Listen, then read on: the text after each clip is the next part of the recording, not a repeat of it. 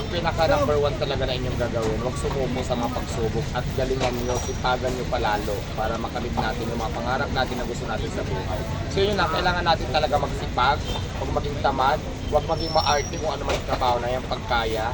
So yun, gawin nyo para di ba, magaling tayo dumuscard sa buhay, hindi natin malayo maabot yung mga gusto nating gawin o gusto nating mabili. Magaling tayo dumuscard, basta yung parehas sa mga so yun lang. Madam Diwata, Hindi ko na mo. Picture kay Mamita.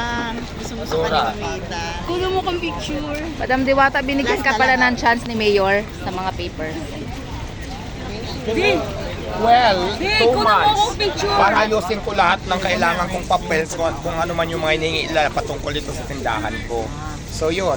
So ngayon, inaayos ko naman na, nasa on process na siya.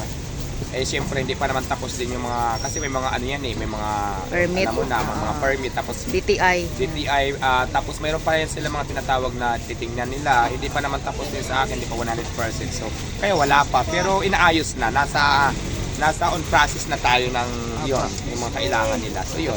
Salamat, Madam Diwata. Picture, Dad. Asinin Rico. Kuno mo picture. Daming nakapila kay Diwata. Yan, mga pila yan sa magpapapicture. Dali mo, Dad. Dali mo. Idol ka ko nito.